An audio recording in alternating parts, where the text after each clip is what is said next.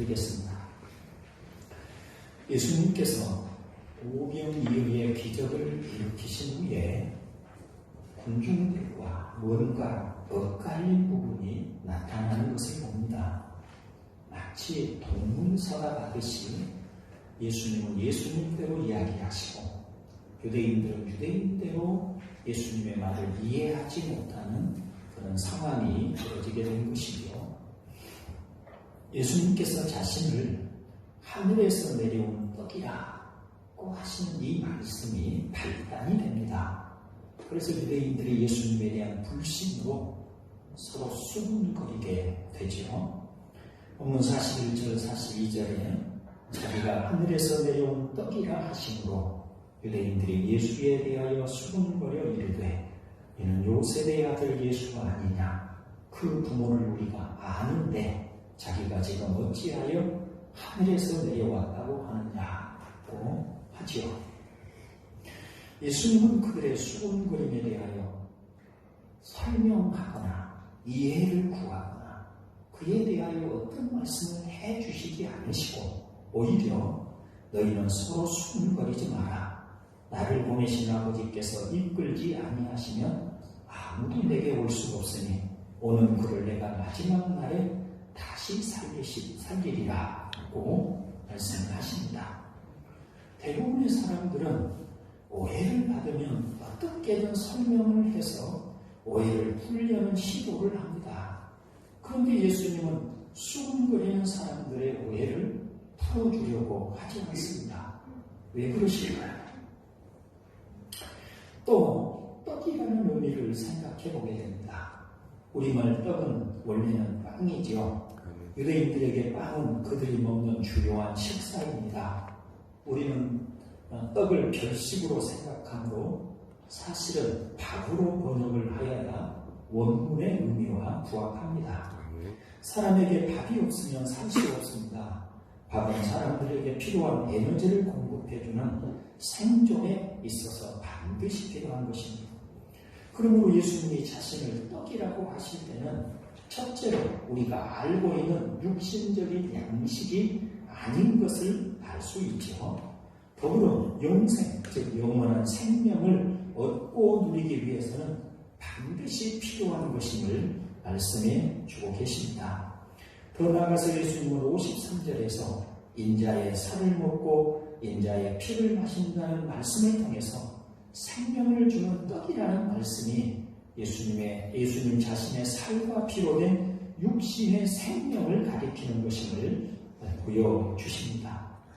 결론적으로 말하자면 예수님께서 유대인들과 동문서답하듯이 말씀하신 이유는 하나님께 듣고 배운 사람이 아니라면 예수님의 말씀을 결코 이해할 수 없다는 것을 아셨기 때문에 굳이 그들의 오해를 풀어주려고 하지 않고 예수님이 하신 말씀만 하신 것이다 하는 것입니다.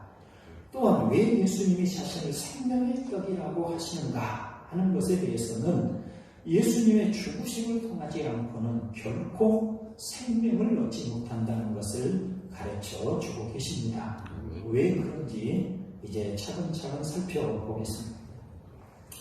그런데 예수님과 동문서답하는 사람들의 상태를 알아야 합니다. 예수님을 대적하는 사람들은 크게 두 부류의 사람들이 있다고 구분할 수 있습니다. 첫째는 불신자들입니다. 이 사람들은 아예 하나님의 존재 자체도 인정하지 않고 오직 자신들의 생각대로 살아가는 사람들입니다. 우리가 오해하지 말아야 할 것은 불신자들이라고 도덕적으로 인간적으로 나쁘기만 한 사람들은 결코 아닙니다. 어떤 사람들은 인간적인 측면에서 매우 높고 고결한 도덕성을 가지고 있기도 합니다. 옛날의 유학자들은 인의예질을 자신들이 추구해야 할 가치로 생각했습니다. 자비심입니다. 측은지심이죠. 가난한 사람들을 보면 측은히 여기는 마음으로 돌보고 살피는 마음입니다. 경주의 책부자 같은 분들은 사방 신리대에 굶주린 사람이 없도록 하라는 가훈을 전하여서 대대로 가난한 사람들을 구제하도록 하였습니다. 의로움, 정의로움입니다. 사회의 의로움을 위하여 자기의 목숨을 돌보지 않고 싸우는 사람들도 있었습니다. 예수를 사랑하고 발전시켰으며 지 학문을 배우는데 열심을 내기도 하였습니다. 이처럼 불신자들이라고 일반적으로 악하고 부도덕한 것을 의미하는 말은 아닌 것입니다. 그럼에도 불구하고 불신자들이 간과한 것이 있습니다. 사람의 의로움은 이 세상의 창조주이시며 심판주이신 하나님께는 결코 도달할 수 없다는 것입니다. 불신자들 스스로는 아예 하나님의 존재 자체를 인정하지 않으니 하나님께서 인정을 해주든 해주지 않든 상관없다고 할 수 있겠으나 성경은 이 세상을 창조하신 하나님이 계시고 그분이 모든 사람을 심판하시는 분임을 분명히 합니다. 시편 9편 7절에는 여호와께서 영원히 앉으시며 심판을 위하여 보좌를 준비하셨도다고 말씀을 하셨고 히브리서 9장 27절은 한 번 죽는 것은 사람에게 정해진 것이요 그 후에는 심판이 있으리니 라고 말씀을 하셔서 이 세상의 모든 사람들은 다 하나님의 심판대 앞에 서야 할 것을 말씀을 해 주십니다. 사람이 온 힘을 다해서 의의 삶을 살려고 할지라도 결코 완전할 수 없으며 자신들의 창조주이신 하나님을 인정하지 않는 죄야말로 무엇으로도 용서받을 수 없는 죄인 것을 아시기를 바랍니다. 바울은 하나님을 떠난 사람들이 온갖 악과 죄에 대하여 옳고 그름을 말하면서도 역시 똑같이 하나님을 떠나 또 다른 죄를 범하고 사는 사람들에 대해서 이렇게 말을 합니다. 제가 하는 말이 좀 이해가 안 될 수도 있는데요. 여러분 우리가 사람들을 보면 다른 사람들의 죄에 대해서 이렇군 저렇군 많은 말을 하지요. 판단을 하고 사람이 저렇게 살아서는 안 된다. 사람이 저렇게 악하게 행하면 안 된다. 도둑질하면 안 된다. 거짓말하면 안 된다. 이런 옳고 그름에 대한 판단을 합니다. 그러면서 또 자신도 또 다른 면에서의 죄를 짓고 살아가요. 그게 우리 모든 사람의 모습인 것입니다. 그런 사람에 대해서 로마서 2장 3절에서 이렇게 이야기를 합니다. 이런 일을 행하는 자를 판단하고도 같은 일을 행하는 사람아 네가 하나님의 심판을 피할 줄로 생각하느냐 라고 하여서 모든 사람이 하나님의 심판 아래에 있다고 말을 하고 있습니다. 그렇다면 여러분 어떤 사람이 불신자일까요? 가장 뚜렷하게는 아예 하나님의 존재 자체를 인정하지 않는 적극적인 불신의 사람들입니다. 이런 사람들은 구분하는 것이 어렵지 않습니다. 구분하기 어려운 경우는 표면적으로는 믿는 사람이지만 내면에서는 불신자의 삶을 사는 사람들이 우리가 구분하기가 어려운 것이죠. 불신자의 삶이란 자신이 하나님의 자리에 앉아 선과 악을 결정하고 주체적으로 사는 사람입니다. 인생의 목표를 자신이 정합니다. 어떻게 사는 것이 옳은지 자신이 주체가 되어 결정하고 삽니다. 무엇을 추구하고 무엇을 소중히 여기고 살아야 할지 자신이 결정하고 자신이 바라는 대로 살려고 하는 사람들입니다. 예를 들어서 돈을 가장 소중한 가치로 여기고 살 수 있습니다. 돈만 있으면 안심이 되고 돈만 많으면 행복합니다. 돈을 잘 벌면 뿌듯하고 원하는 대로 돈을 벌지 못하면 인생의 실패자처럼 생각합니다. 이렇게 교회 안에 있지만 돈이나 자녀나 건강과 성공과 같은 것들이 얼마든지 우상으로 있을 수 있습니다. 여러분 이런 사람에게는 구원이 절실하게 필요한 줄로 믿습니다. 오직 회개하고 주 예수를 믿음으로 구원에 이를 수 있다는 사실을 다시 한번 말씀드립니다. 천지의 창조주이신 하나님을 믿고 그분이 주신 구원의 길이 하나님의 독생하신 아들 예수 그리스도를 믿음으로 구원에 이르도록 정하셨음을 아시기를 바랍니다. 예수님을 대적하는 사람들의 두 번째 부류는 소위 종교인이라고 할 수 있는 사람들입니다. 오늘 본문 속에 유대인으로 불린 사람들입니다. 요한복음에서 유대인이라고 하는 표현은 항상 예수님에 대하여 적대하는 사람들로 사용되고 있습니다. 바로 바리새인들과 서기관과 같은 사람들을 유대인으로 지칭하고 있는 것입니다. 그들은 창조주 하나님을 알고 믿는 사람들입니다. 성경을 열심히 읽고 배우며 듣는 사람들입니다. 바리새인들과 서기관들은 하나님을 섬기는 일에 자신들의 생명까지 걸 정도로 열정을 가진 사람들이었습니다. 하나님에 대해서 무관심한 사람들이 아닙니다. 하나님에 대해서 최고의 열정을 가진 사람들입니다. 그러나 그들은 하나님의 아들이 세상에 오셨지만 그 아들을 알아보지 못하였습니다. 왜냐하면 그들의 마음이 심히 어둡기 때문입니다. 빛이 세상에 왔지만 자신들의 어둠이 너무 깊어서 빛을 알아보지 못한 것입니다.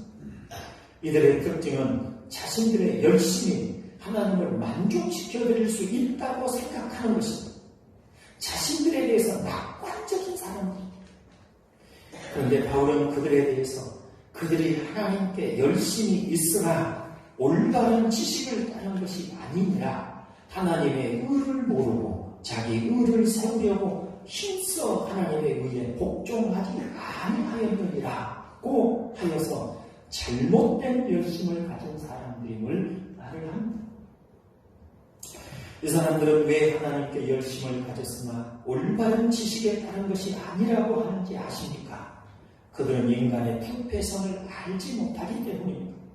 인간은 본성적으로 완전히 부패하였고 혹시 선함이 남아있을지라도 그 선함이라고 하는 것은 더러운 옷과 같아서 여러 가지 악한 때가 덕지 붙어 있을 뿐입니다.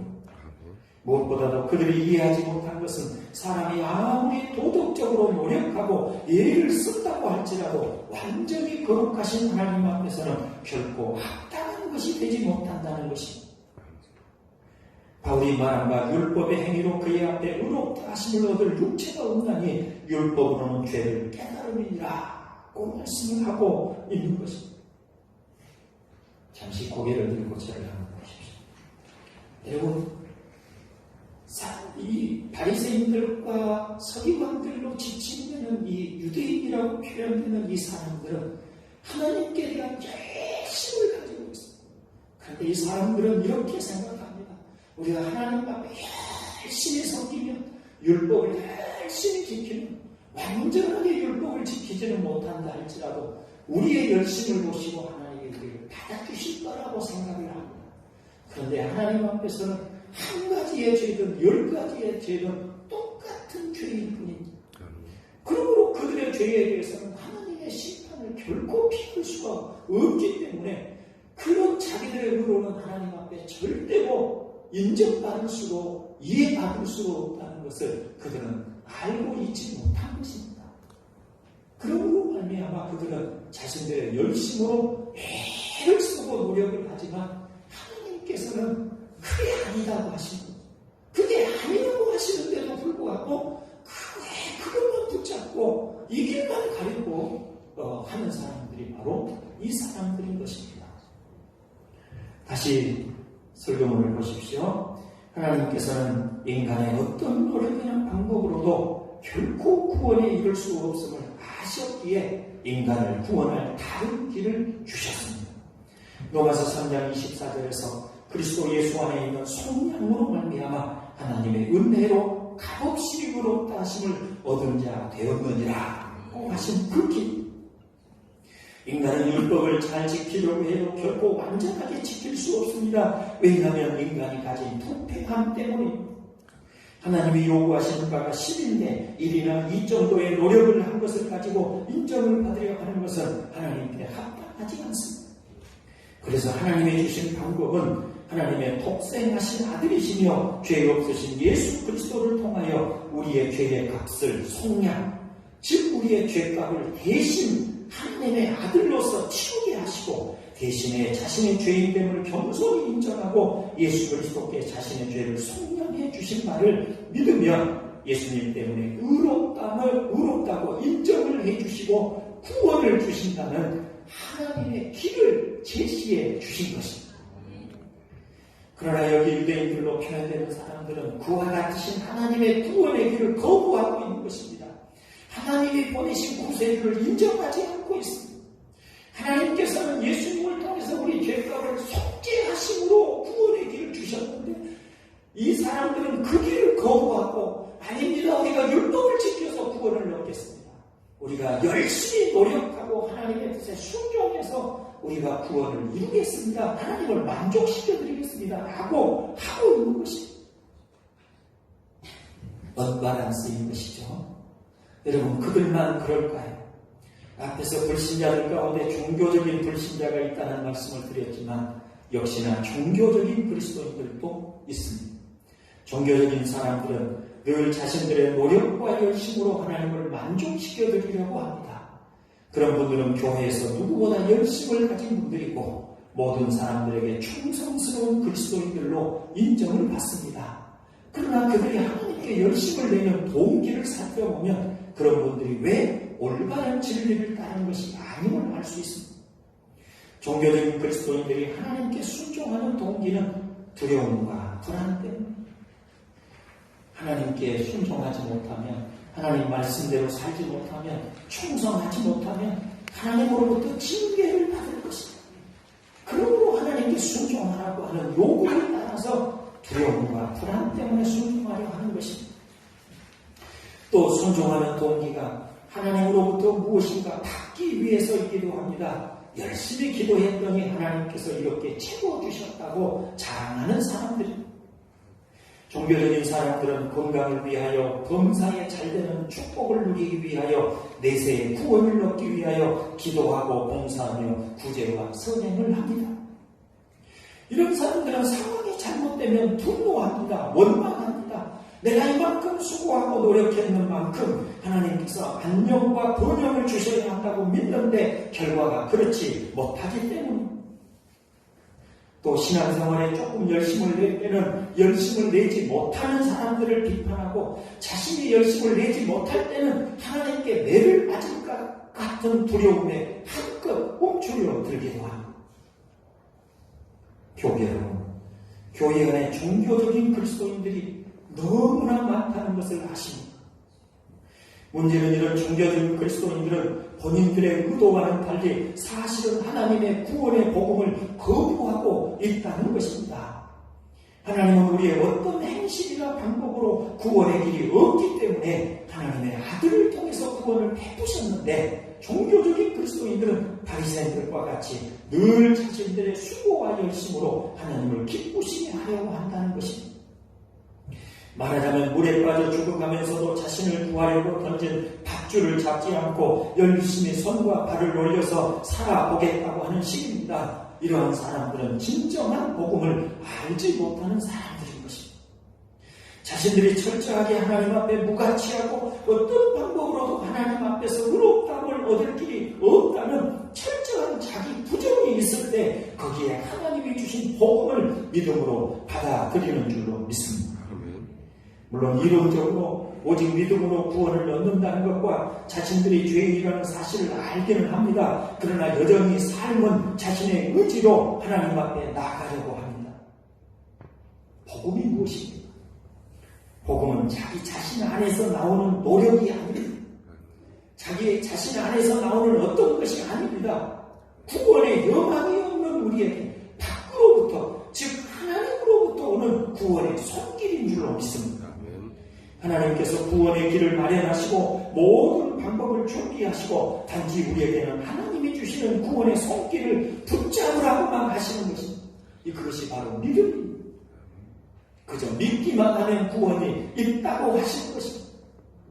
그런데도 여전히 믿기만 하는 것으로는 부족하게 느끼고 믿기만 하는 것으로는 불안하여 자신의 노력이나 수고를 보태서 하나님을 기쁘시게 하려고 하는 시도를 끊임없이 하고 있습니다.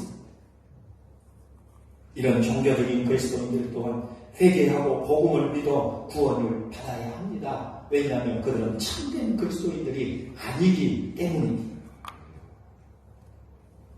이제 또 저를 자칭을 봐주시겠습니다. 이번에 저희가 항준 수련회를 갔습니다. 거기서 출애굽기에 있는 말씀, 19장에 있는 말씀, 내 앞에 다른 신을 내게 두지 말라는 말씀을 가지고 정말 우리가 우리 앞에 다른 신을 두고 있는지를 저희가 살폈습니다. 우리는 무엇을 하나님보다 더 의지하고 있는가? 우리는 어떤 것을 하나님보다 더 사랑하고 있는가? 하나님보다 의지하고 하나님보다 더 사랑하는 것이 있다면 그게 우상일 텐데 우리에게 어떤 것이 있을까를 살폈습니다. 우리는 한결같이 우리가 하나님보다 더 사랑하는 많은 것들이 있으면 다 인정했습니다. 우리는 하나님보다 더 의지하고 더 간절히 바라는 것들이 우리에게 다 있음을 우리 모두가 다 인정했습니다. 우리는 다 예수를 믿는 사람들이고 교회에서 항정 직분을 맡은 사람들이고 장로의 직분을 맡은 사람이고 목사의 직분을 맡은 사람인데 그런데도 우리 안에 온갖 우상들이 여전히 있었습니다. 우상과 하나님을 경하여 섬기고 있다는 우리 자신의 모습을 비참하고 고통스럽지만 인정하지 않을 수가 없었습니다. 이게 우리입니다. 여러분, 그런데 복음은 무엇입니까? 복음은 이런 우리지만 이런 우리의 죄까지라도 예수 그리스도께서 십자가에서 이렇게 진리를 옳게 이해도 못하고 진리를 따라 온전히 순종하지도 못하고 우리 마음속에 온갖 우상들을 놓고 살아가고 있는 우리일지라도 하나님의 아들이 그런 우리의 죄까지라도 십자가에서 다 속죄해 주셨다는 것이 복음입니다. 그러므로 우리가 구원을 얻는 것입니다. 내 안에 있는 우상을 다 없애고 내 안에 있는 모든 하나님보다 더 사랑하는 것들을 다 없애고 어떤 것들도 우리가 하나님보다 더 사랑하지 않겠다고 그것들 다 청산해야만 구원을 이루는 게 아니라 그러면 우리는 죽을 때까지라도 결코 구원을 얻을 수가 없을 것입니다.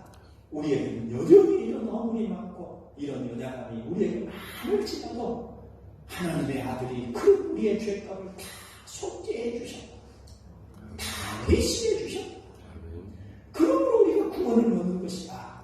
하나님의 자녀가 되는 것이라고 하는 사실을 저희가 보았습니다. 이게 복음인 것입니다. 여러분에게 이 복음이 생명이 되시기를 주의 이름으로 축원드립니다. 그렇다면 누가 복음에 합당한 사람들이고 그 증거는 무엇일까요? 본문 44절에 나를 보내신 아버지께서 이끌지 아니하시면 아무도 내게 올 수 없으니 오는 그를 내가 마지막 날에 다시 살리리라 는 말씀에 해답이 있습니다. 죄인들을 향하신 하나님의 구원은 너무나 크고 놀라워서 아무에게나 주어지는 것이 아니라 하나님께서 택하시고 인도하시는 자들에게만 주어지는 줄로 믿습니다. 아멘. 그렇다면 누가 아버지께 이끄심을 받는 사람이냐는 질문을 할 수 있습니다.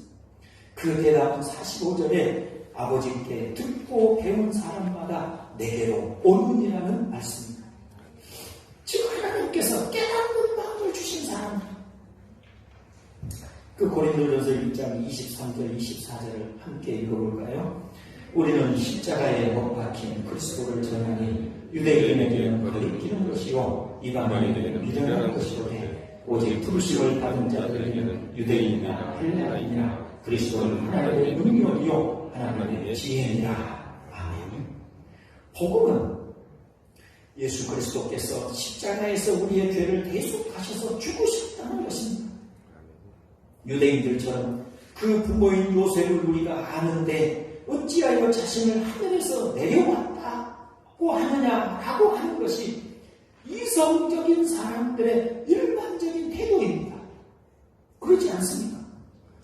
예수님이 자신이 하늘로부터 내려온 살아있는 떡이라고 하니까 이게 이성적으로 합리적으로 맞는 말입니까? 아니잖아요. 모든 사람들이 일반적으로 이성적으로는 그 부모 요셉을 우리가 아는데 어찌해서 자신을 하늘에서 내려온 떡이라고 하느냐라고 하는 것이 바로 이성적인 사람들의 생각이 맞습니다.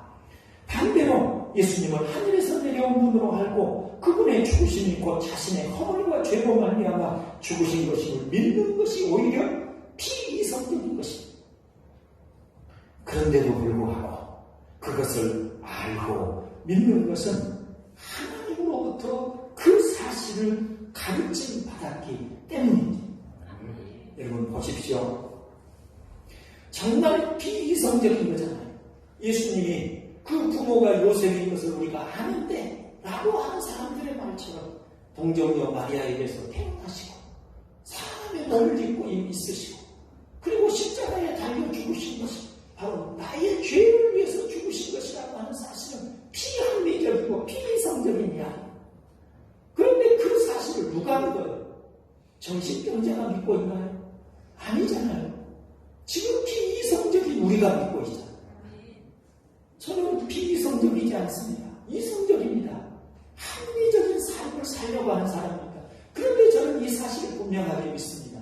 제가 어떻게 이렇게 비합리적이고 비이성적인 이야기를 사실로, 진실로, 거짓이 없는 사실로, 진리로 믿을까요? 그것은 제가 하나님으로부터 가르침을 받았기 때문입니다.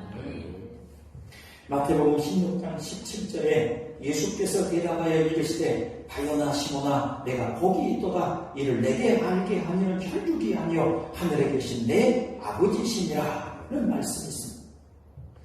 예수님께서 길을 가시다가 사람들이 나를 누구라고 하느냐라고 물으셨습니다. 그러자 제자들이 어떤 사람은 선지자라고 하고 어떤 사람은 세례 요한이라고 합니다 라고 대답을 하죠. 그러자 예수님은 그러면 너희는 나를 누구라고 하느냐라고 묻습니다. 그때 베드로가 주는 그리스도시요 살아계신 하나님의 아들이십니다 라고 대답을 합니다. 그러자 예수님이 바로 이 본문의 말씀, 이 마태복음 16장 17절의 말씀을 하신 거예요. 바요나 시몬아 네가 복이 있도다 이를 내게 알게 하면은 혈육이 아니요 하늘에 계신 내 아버지시니라. 여러분 예수님 당시에 학문이 많은 바리새인들이나 서기관들이 굉장히 많았습니다. 그런데 그들은 예수님이 누구인지를 전혀 알지 못했습니다. 그런데 고기를 잡던 어부인 베드로와 제자들은 정확하게 예수님이 누구인지를 알았습니다. 누가 가르쳐 주신 것인가요?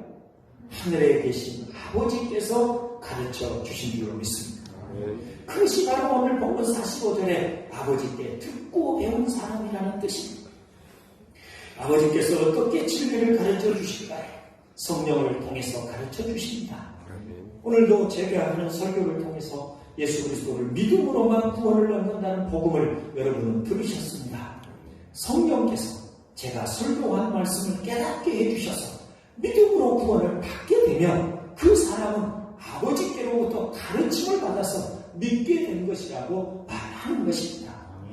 정리해보면 이 세상에는 하나님의 택하신 자녀들이 있습니다. 그들은 우리들 같이 대부분 세상적인 지혜나 높은 도덕성을 가지고 있지 못한 사람들입니다. 그러나 하나님께서는 그렇게 약하고 지혜 없는 우리들에게 지혜로운 사람들도 깨닫지 못하는 진리를 가르쳐 주십니다. 그래서 예수 그리스도께서 하나님의 아들로서 우리를 구원하시기 위하여 이 땅에 오셨음을 알게 되고 믿습니다. 그러면 하나님은 그런 사람에게 약속대로 구원과 영생을 주신다는 것입니다. 교회 여러분, 이 말씀을 정리하고 마치려고 합니다.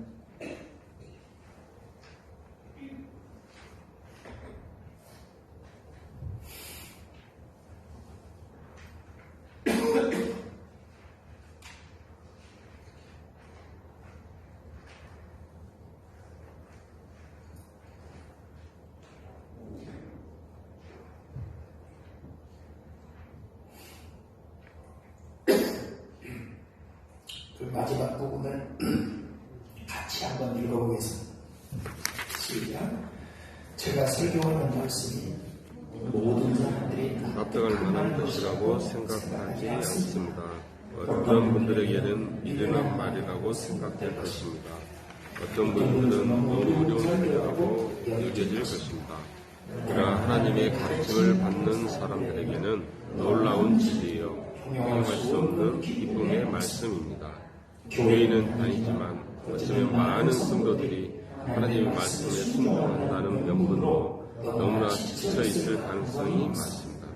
그러나 복음은 우리의 어떤 수고를 통해 구원을 얻거나 하나님을 만족시킬 수 없다는 사실을 분명히 합니다. 오직 하나님께서 모든 것을 다 해주셨다고 합니다. 하나님의 아들이 우리를 대신하여 자기의 살과 피를 주심으로 우리의 죄를 속죄하여 주셨습니다. 하나님께서는 예수님을 죽은 자 가운데서 부활하게 하심으로 예수님이 흘리신 보혈의 피가 우리의 모든 죄